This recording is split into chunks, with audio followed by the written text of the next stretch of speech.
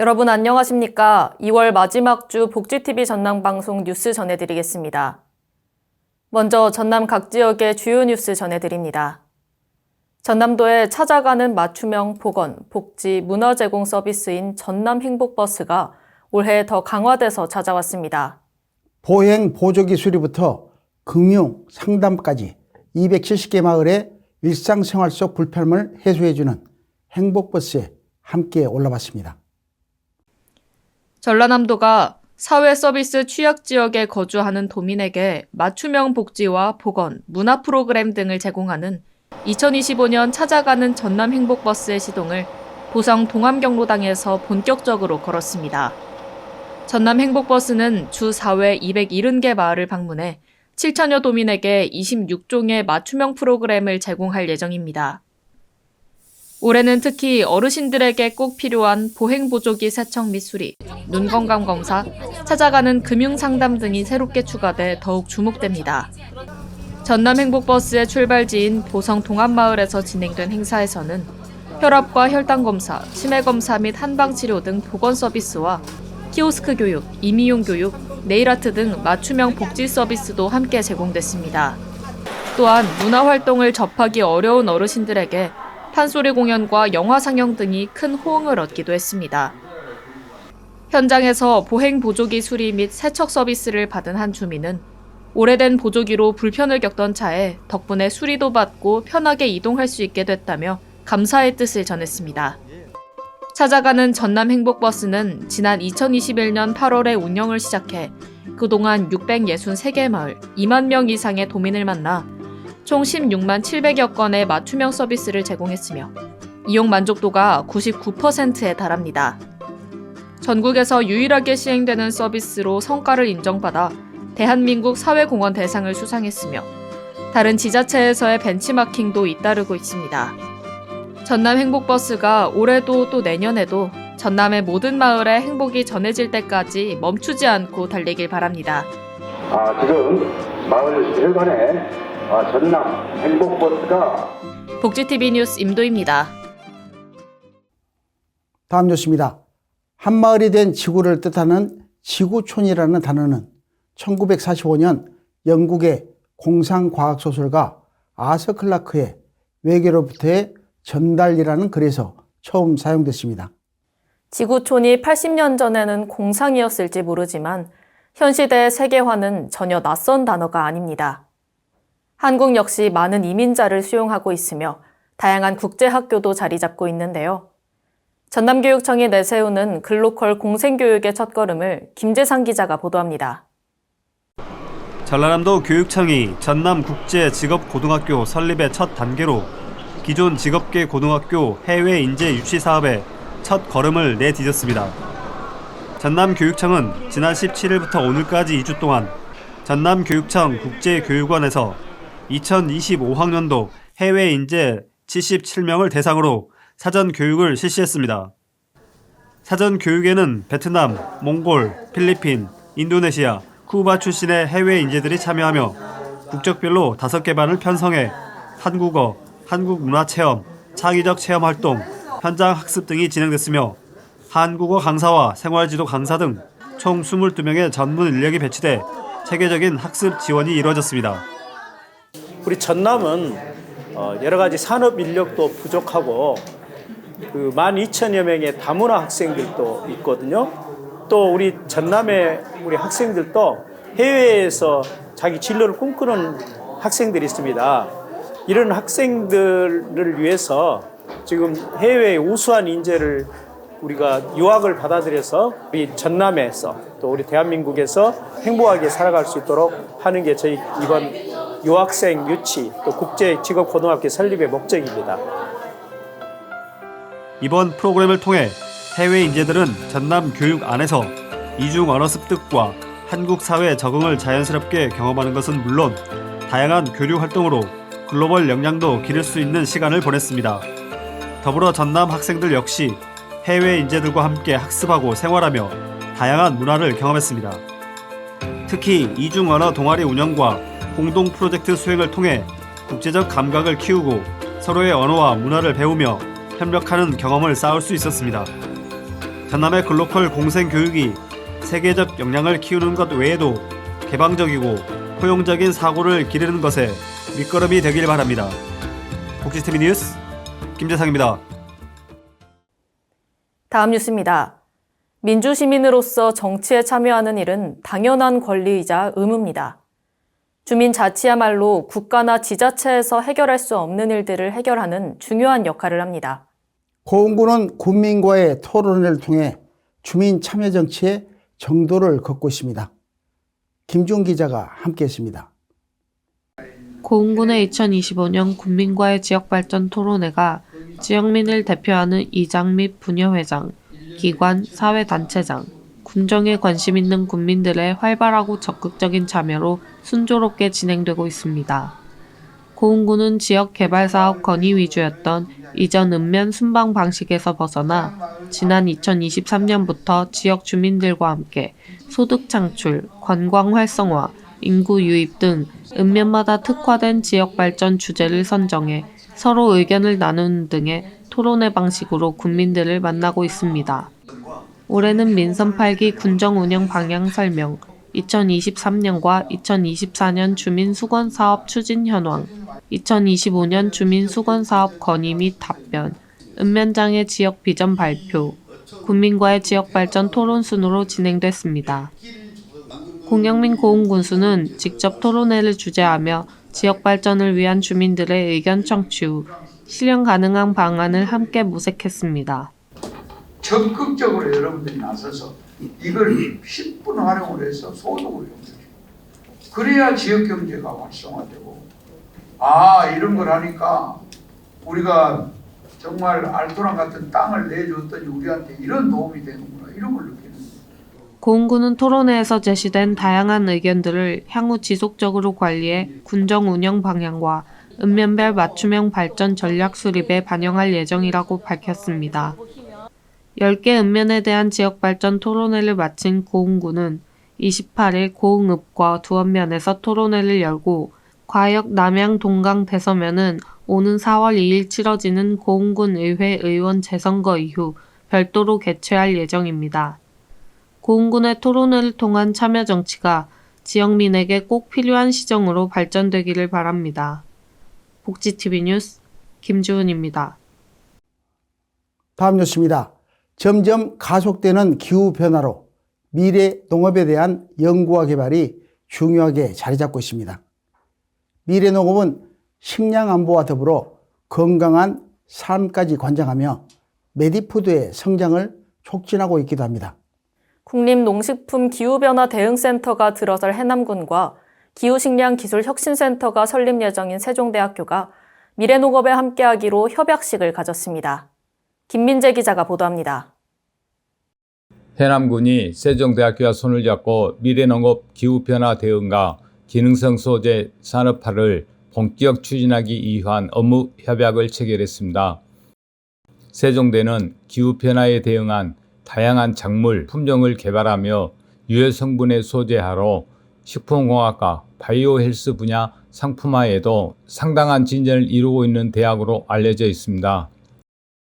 두 기관은 이번 협약을 통해 기후변화, 식량안보, 메디푸드 관련 국가 및 공공기술 과제 발굴과 참여를 위해 협력해 나가기로 하고 첨단 농식품 연구 및 인적 기여로 또한 적극 협조하기로 했습니다. 협약 내용에 따르면 해남군은 농특산물의 기능성 물질, 탐색 및 이용 기술 연구 등 지자체 기반 대형 공동 과제를 기획하고 세종대에서는 기원회 설립 예정인 기후식량기술혁신센터를 통해 해남군에 들어설 국립농식품 기후변화 대응센터, 농업기술센터 등 관련 기관과 긴밀한 협력을 유지해 나가기로 했습니다. 또한 해남군은 농어촌 수도 해남 전략과 연계해 기후변화 미래농업을 선도하기 위한 고부가가치 신산업 전환으로 특히 쌀과 배추 같은 해남군 특화 작물을 이용한 항암, 항산화, 항당뇨, 항비만, 항노화 등 기능성 소재 발굴 및 산업화 방안을 적극 추천해 나갈 예정입니다. 해남군은 세종대학교와 잡은 맞선이 지역 농업의 부가가치를 높이고 농업과 환경이 조화를 이루는 발전 모델을 만들어 지속 가능한 미래 농업으로 발전하길 기대합니다. 복지TV 뉴스 김미재입니다. 다음 뉴스입니다. 서로를 이해하고 나보다 남을 생각해준다면 온 세상에 웃음꽃이 활짝 피어나죠. 전남교육청에서 지원하고 전남교육가족이 제작한 학교폭력 예방 영화 너는 너답게 나는 나답게에서 나온 노랫말입니다. 너와 나를 서로 인정하는 것은 갈등을 풀어나가는 올바른 방법의 첫 번째 단계일 것입니다. 전남교육가족이 학교폭력 예방 영화를 통해 보여주고자 하는 의미를 김정혜 기자가 전해드립니다. 전라남도 교육청이 2024학년도 학교폭력 예방 영화 제작 동아리 지원 사업으로 제작된 4개의 작품을 공개했습니다. 도교육청은 지난 2023년 학교폭력 예방 영화로 비밀 전학을 처음 제작해 교육청 소속 직원, 학생, 교직원을 대상으로 일반 영화관에서 선보인 바 있습니다. 2024학년도 학교폭력 예방 영화 제작 동아리는 총 4팀이 선정돼 학생들이 학교폭력과 갈등을 해결해가는 과정과 학교의 모습을 영화로 담아 공유함으로써 보다 평화로운 학교 문화를 만들기 위한 취지로 기획됐습니다. 이번에 공개된 4작품은 초콜릿, 마니또 게임, 너는 너답게, 나는 나답게, 임용고시로 해당 4개 팀의 동아리는 시나리오 작성부터 연기자 오디션, 연수, 영화 제작을 거쳐 상영회까지의 활동을 진행했습니다. 영화는 각각 교내 갈등 속에서 학생들과 교사가 관계에 대해 고찰하고 공감과 화해, 배려, 어울림 등을 통해 함께 성장하는 과정을 그려냈으며 순천스쿨영화제, 여도 학예술 큰잔치, 안고리 영상제에서 처음 공개됐습니다. 전남교육청은 영화와 함께 학교폭력 예방교육에 활용할 수 있는 수업 자료도 공유할 예정입니다. 영화가 학교폭력 근절에 대한 의지를 보이듯 학교 현장 역시 더욱 따뜻한 문화를 만들어가길 기대합니다. 복지TV 뉴스 김정현입니다. 전남 각 지역의 간추린 소식 최인정 캐스터가 전해드립니다.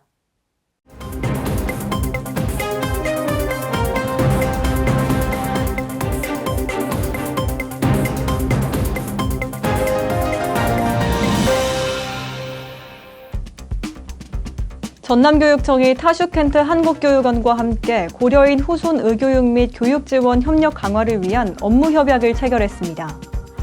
이 사업을 통해 고려인 후손 학생들이 한국어 교육과 직업교육, K문화 교육 등을 3년간 교육받을 기회를 제공하며 고려인 후손이 교육과 관련한 전남 독서 입문학교 운영 등 우즈베키스탄 교육기관과 교육 교류를 진행할 예정입니다. 전라남도가 산림조합과의 소통 간담회를 열어 명품 숲조성 등 산림을 더욱 아름답고 가치 있게 가꿔 전남 임업 미래 100년 기틀 마련을 위한 협력 강화를 다짐했습니다. 산림조합 한민본부장은 지역사회와의 동반성장을 위해 전남도가 추진하는 명품 숲조성에 힘을 보태고 산주와 임업인을 위한 전남형 임산업 발전에 초석이 되도록 모든 역량을 집중하겠다고 밝혔습니다. 글로벌 경제 불안으로 금값이 사상 최고액을 찍으면서 한평의 황금박쥐상이 올해도 최고액을 경신했습니다. 황금박쥐상은 천연기념물이자 멸종위기 1급인 황금박쥐 162마리가 지난 1999년 한평에서 발견된 것을 기념해 높이 2.18m, 폭 1.5m로 2005년 제작을 시작해 2008년 완성됐습니다. 당시 순금 162kg, 은 285kg에 재료값만 28억이 넘게 들어가 혈세 낭비란 지적이 쏟아졌으나 현재 261억 원의 가치로 상승해 10배 수익을 눈앞에 두고 있습니다. 한평구는 황금박쥐상의 인기에 힘입어 올해 나비축제에서 선보일 황금박쥐 캐릭터 상품도 제작 중이라고 밝혔습니다. 순천시는 100여 명의 직원이 참석한 가운데 2025년 문화도시 특강을 진행했습니다. 이번 특강은 브라질 꾸리티바의 성공 사례 공유를 통해 순천의 지속가능한 도시발전 방향과 혁신도시로 변화하기 위한 방향을 모색하기 위해 마련됐습니다. 행복도시 꾸리티바의 저자이자 지속가능도시연구센터의 소장인 박용남 씨는 생태 도시라는 수식어가 가장 적합한 도시로 브라질 꾸리티바와 대한민국 순천을 꼽으며 지자체 리더가 도시의 문제를 정확히 파악하고 도시 침술로 창의적인 프로젝트를 통해 혁신적인 변화를 이끌어야 한다고 말했습니다. 여수해상에서 침몰한 139톤급 저인망어선 서경호의 실종자 수색이 계속해서 이어지고 있는 가운데 전남 각 지역의 또 다른 사건 사고 소식 이단비 캐스터가 전해드립니다.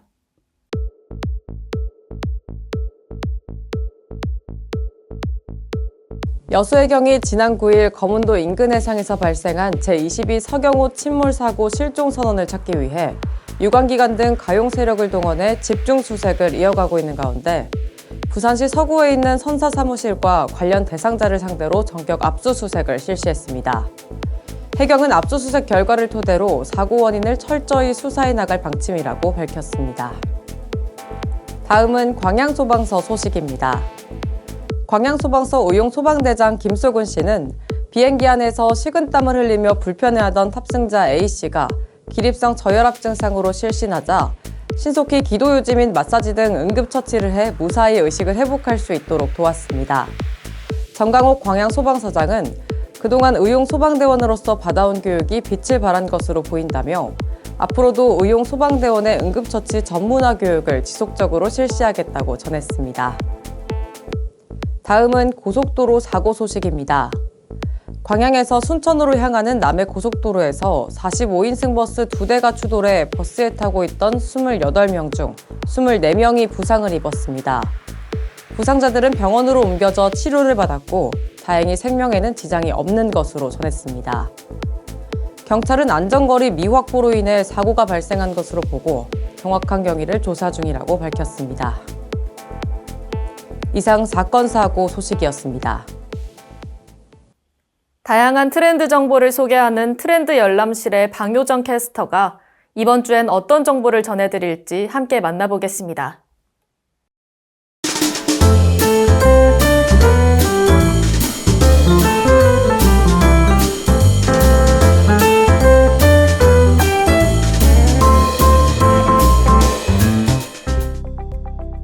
지금 딱 트렌드 열람실의 방효정입니다. SNS가 일상이 되면서 우리는 항상 새로운 소식과 사람들의 일상을 접할 수 있게 됐습니다. 하지만 동시에 나만 뒤처지는 거 아닐까 하는 불안감도 커졌는데요. 이렇게 놓치는 것에 대한 두려움이 많은 사람들에게 익숙한 감정이 됐습니다. 그러나 이와 반대로 놓치는 것을 두려워하기보다 오히려 즐기는 문화가 확산되고 있습니다. 바로 놓침의 즐거움이라는 트렌드가 등장했는데요. 오늘은 이것과 관련해 소개해드리려고 합니다. 먼저 FOMO에 대해 알아보겠습니다. FOMO는 Fear of Missing Out, 놓치는 것에 대한 두려움입니다. 포모 증후군은 흐름을 놓치거나 소외되는 것에 대한 불안 증상을 의미하는데요. 포모 증후군이 있는 사람은 자신만 흐름을 놓치고 있는 것 같은 심각한 두려움이나 세상의 흐름에서 자신만 제외되고 있다는 고립에 대한 공포감이 크며 소외 불안 증후군이라 불리기도 합니다. 포모는 단순한 감정이 아니라 우리 생활 곳곳에서 다양한 형태로 나타나고 있습니다. 예를 들어 매진 임박, 한정 수량처럼 소비자를 조급하게 만드는 마케팅 기법도 포모를 활용한 전략입니다. 또한 주식시장이나 암호화폐 시장에서 남들도 다 하는데 나만 안 하면 손해인 것 같다는 생각에 무리하게 투자하는 묻지마 투자도 포모의 대표적인 모습이죠. 한 온라인 설문조사에 따르면 10대의 24.1%가 포모를 경험해봤다고 응답했을 정도로 이 감정은 많은 사람들이 공감하는 문제입니다. 특히 SNS 속 화려한 모습과 비교하면서 상대적 박탈감을 느끼는 경우가 많다고 합니다. 하지만 최근 Z세대 사이에서는 조모, 즉 조이 오브 미싱 아웃이라는 새로운 트렌드가 자리 잡고 있습니다. 놓치는 것을 두려워하는 대신 놓침으로써 얻는 기쁨을 즐기는 문화인데요. 캐나다 틱토커 엘레나는 조모, 놓치는 것의 즐거움이라는 문구와 함께 차를 만들며 집에서 시간을 보내는 영상을 틱톡에 올렸는데 무려 200만 회 이상 조회되며 큰 공감을 얻었습니다.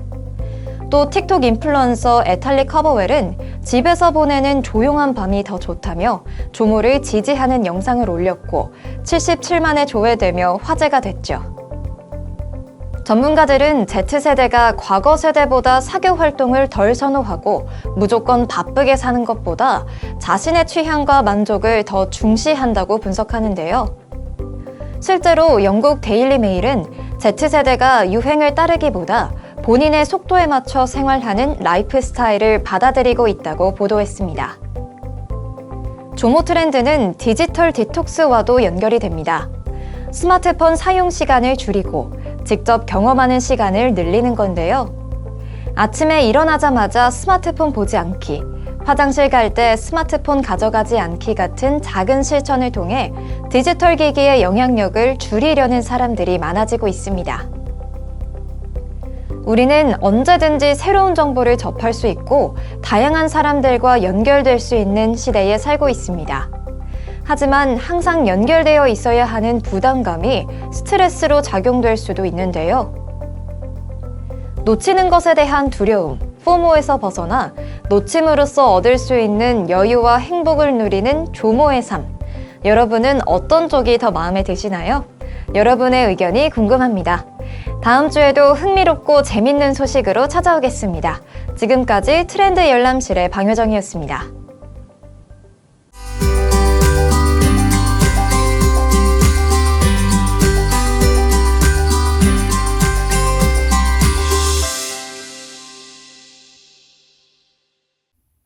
문화가 소식입니다.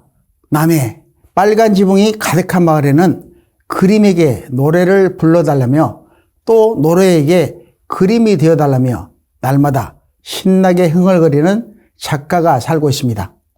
어릴 적부터 음악을 배우고 전공했지만 음악이라는 경계의 사유를 미술이라는 시간의 사유로 전치시키며 위로와 휴식의 멜로디를 캔버스에 담게 된 최지아 작가를 만나고 왔습니다.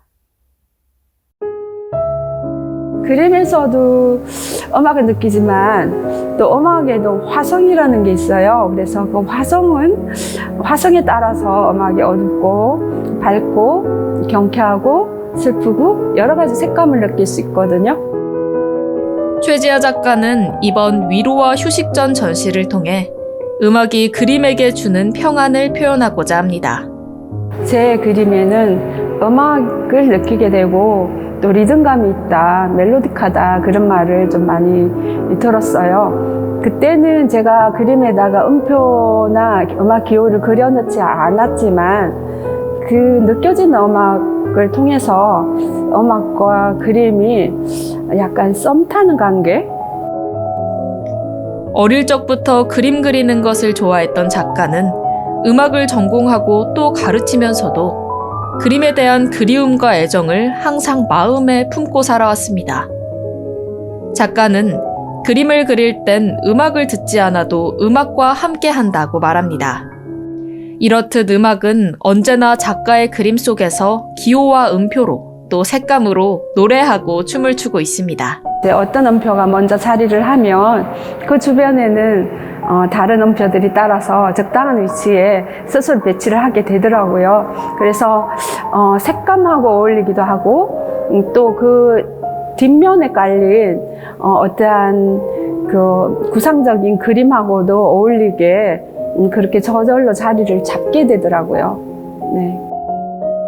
이제 여행을 다니다 보면 골목도 나오고 또 바다도 나오고 또한 그 사람들이 많이 지나다니던 곳에 이렇게 스토리 그런 것들이 제 귀에 들려오기도 하고 보이기도 해요. 그러한 주제들을 그리다가 또 이제 그 주제 위에다가 생각나는 음악을 또 그리게 돼요. 그래서 제 그림은 구상과 비구상을 왔다 갔다 하면서 이제 그리게 되고요. 그 그림이 앞으로 어떻게 될지는 잘 모르겠어요.